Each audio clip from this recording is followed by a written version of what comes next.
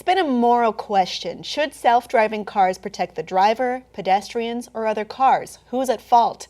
This has been something people have been worrying about. Unless you're Mercedes, then your idea is, screw everyone who's not in a Mercedes. So that was a pretty compressed edition of this story, though reps from Mercedes-Benz have said that what they want to prioritize is the life of the person in the car. So if it comes down to it, if there's an accident, the pedestrian or the other driver are not being protected. And they do have some backing up for why they would choose to do this.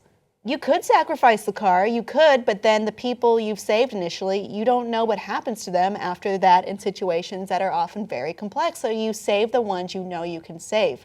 If you know you can save at least one person, at least save that one. Save the one in the car. That's Christoph von Hugo from Mercedes. He's the manager of driver assistance systems. So basically they're saying is, if you know you can save one person, What I find interesting is that because before the question about who are you going to save, okay, if it's a child, they get higher priority. Stroller if it's stroller or whatever. You know. But no, they're throwing all that out the window. The algorithm says that it's pretty much all outside, like passengers are considered, not like outside people. Anyone are outside the of the car. It doesn't matter if they're a kid, adult, elderly. Yes, is there moral standing for this, or is this more of a question of pragmatism? And I think it was in Germany they decided that you would just have to make it all one, one even thing. So it's interesting, because they haven't really adopted in America like a set of standards no laws for yet. that. Yeah, they a couple weeks ago in September, the initial guideline for some of the stuff that's going to be for self-driving cars for the big Obama's big push before he leaves office is actually have a whole like guidebook for this. Some of that started to come out, but none of it kind of addresses the legal issue, or more importantly, who's going to be at fault at this. When you get into a car accident with another car and a self-driving car, and it was the self-driving car's fault, would the insurance pay out? Would the company pay out? Yeah, so until there's any kind of legislation to make this perfectly crystal clear, Mercedes does seem to be sticking with their mantra that if they can save one person, they will save the one they know they can save, aka we're protecting the driver and the driver only, or the passengers only. And if that's a premium that you're paying for buying a Mercedes, Doesn't it ring, though, of like just privilege? It does. Yeah, it does. I mean, it means you can pay to be. I can pay to protect myself and, screw everyone who's not me. But isn't also the concept of buying a car that has, better protection ratings and better, features? Well, if you think about it, no cars are really totally designed to protect pedestrians. There may be certain features like that cow catcher feature, which would that's what it's called. It's not literally a cow catcher, but it would do was hurt less to the person being struck by the car.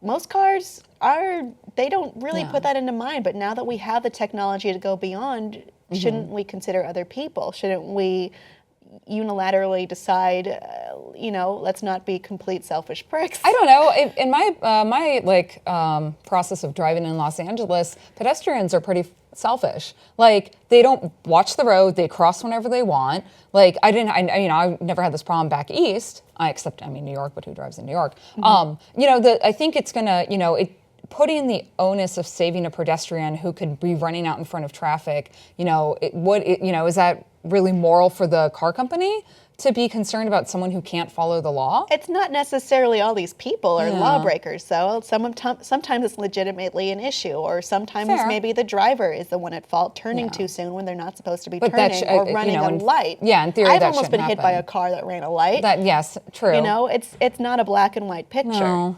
And I think there needs to be some legislation involved in this, and that involves more understanding into what this technology is and what it can do, instead of, I think this way you create something that's scary to people, and we needed to make this more accessible. So here's the thing. In theory, how much of your car is going to be damaged when hitting a pedestrian? I think if it's a pedestrian situation, I would feel more comfortable if the car companies would make it less about hitting a person, but say another car, if you're going high speed to hit another car, that's where you're at most, vulnerability of getting hurt. You as a driver are not going to get hurt if you hit a pedestrian.